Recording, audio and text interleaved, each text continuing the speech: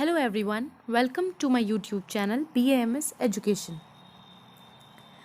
Branches of embryology आज का हमारा टॉपिक है. But before we start the topic, I would like to request all of you to please kindly like, share and subscribe my channel. Branches of embryology is a 5-mark question topic. सबसे पहले हम इसमें देखेंगे embryology की definition. The branch of science which is concerned with the study of embryogenesis, that is the development of embryo from fertilized egg cell or ovum. हम सब जानते हैं कि एम्ब्रियो कैसे बनता है. Egg cell, ovum plus sperm. जब इनका फर्टिलाइजेशन हो जाता है तब एम्ब्रियो बनता है. उस एम्ब्रियो का स्टेप बाय स्टेप डेवलपमेंट हम एम्ब्रियोलॉजी के अंडर पढ़ते हैं. Second definition is the study of developmental events that occur during the prenatal stage. Prenatal stage means before delivery stage. उससे पहले जितने भी developmental events हो रहे हैं वो हम embryology में पढ़ते हैं. Next is the branch of science concerned with the embryos and their development. Means ऐसी science की एक ये ऐसी branch जो कि embryos और उनके development से concerned है. तीनों का meaning same है, directly indirectly, just a difference of language. First हमारी ब्रांच आती है डिस्क्रिप्टिव एम्ब्रियोलॉजी. डिस्क्रिप्टिव एम्ब्रियोलॉजी का कीवर्ड होता है मॉर्फोलॉजिकल डिस्क्रिप्शन. इस एम्ब्रियोलॉजी में हम जो हमारी एम्ब्रियो होता है उसकी जो डिफरेंट स्टेजेस होती हैं उसके मॉर्फोलॉजिकल डिस्क्रिप्शन के बारे में पढ़ते हैं. मींस फर्स्ट मंथ में कैसा दिख रहा है, सेकेंड मंथ में अब वो एम्ब्रियो कैसा दिख रहा है, थर्ड मंथ में कैसा दिख रहा है. ये सब हमारा डिस्क्रिप्टिव एम्ब्रियोलॉजी के अंडर आ जाता है. इन दी ऑन्टोजेनिक development of individual of different species. Ontogenic development means step by step development of the organism. धीरे धीरे कैसे स्टेप बाय स्टेप बढ़ रहा है. मीन्स अब धीरे धीरे उसके हाथ निकल रहे हैं, अब धीरे धीरे उसके पैर निकल रहे हैं. तो ये सब हमारा ऑन्टोजेनिक डेवलपमेंट में आ जाता है. इसकी जब हम मॉर्फोलॉजी की बात कर रहे हैं that comes under descriptive embryology. Second is comparative embryology.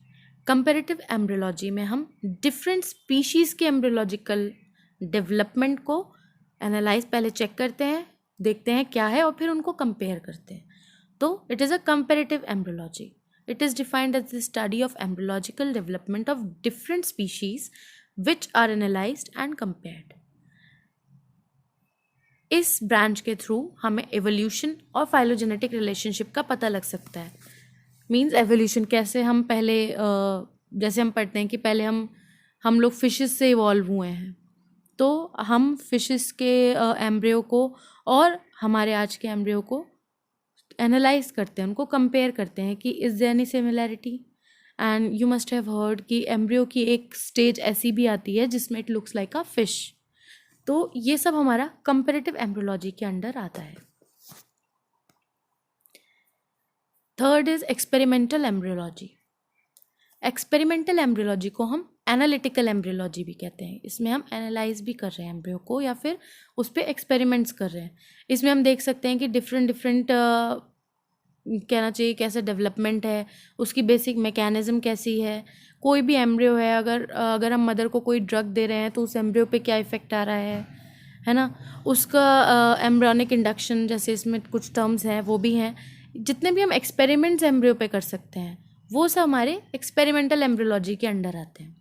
It involves all those studies that attempt to understand the various fundamental mechanism in the development of different animals like fertilization, cleavage, gastrulation, embryonic induction, determination and differentiation.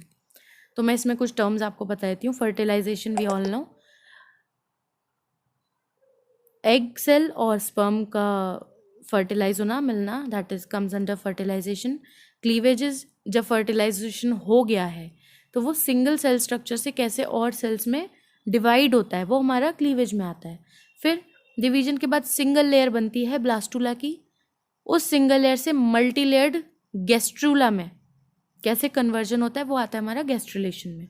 फिर embryonic induction. Embryonic induction एक process होता है जिसमें कि हमारे पास 2 cell groups हैं.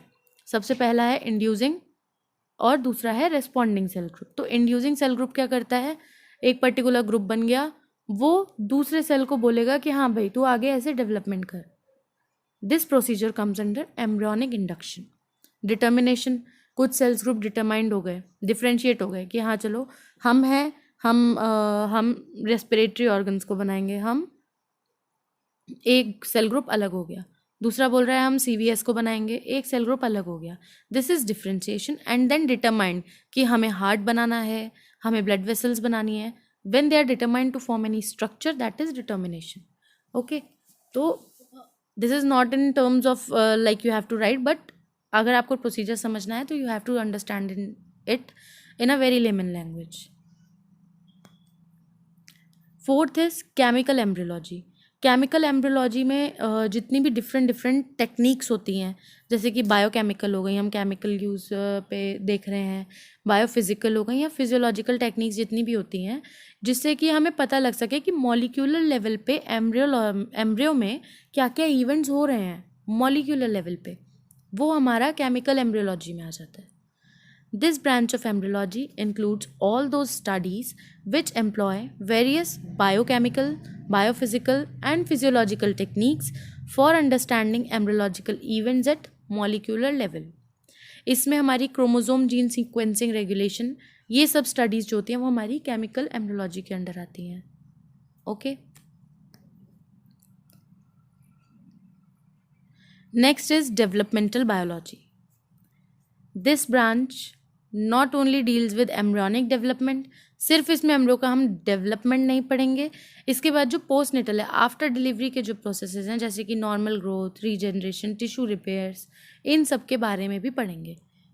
Okay, मतलब सिर्फ एम्ब्रियो का डेवलपमेंट नहीं, उसकी डिलीवर होने के बाद भी उसमें क्या क्या चेंजेस हो रहे हैं वो भी हमारा डेवलपमेंटल बायोलॉजी में आ जाता है। The last is teratology. This term is very important. Teratology क्या होता है कि हम स्टडी करते हैं कि जो फ्यूचर में बेबी होने वाला है उसमें कोई माल फॉर्मेशन है या फिर कोई बर्थ डिफेक्ट है, उसकी जब हम स्टडी करते हैं तो this comes under teratology. Like सबने एक प्रोसीजर के बारे में सुना होगा, एमनियोसिंथेसिस, जिसके थ्रू हम एमनियोटिक फ्लूइड से चेक करते हैं कि बच्चे में कोई क्रोमोसोमल एबनॉर्मेलिटी तो नहीं है, जेनेटिक एबनॉर्मेलिटी तो नहीं है। अगर ऐसा होता है तो हम उसे इनिशियल स्टेजेस में ही अबॉर्ट कर देते हैं, ओके, MTP के थ्रू। तो that is different thing, but ये जो पूरा कैटेगराइजेशन है वो हमारा टेरेटोलॉजी के अंडर आता है। It is a branch of embryology concerned with the study of malformations or birth defects. The substance that causes birth defects are called tetratogens.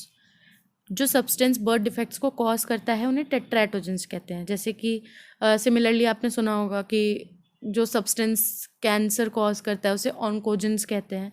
तो ऐसे ही है सिमिलर, जो सब्सटेंस बर्थ डिफेक्ट्स को कॉज कर रहा है टेट्राटोजेंस कहते हैं। इसके एग्जाम्पल दिए हैं मैंने दो, एक्टोमेलिया और फोकोमेलिया।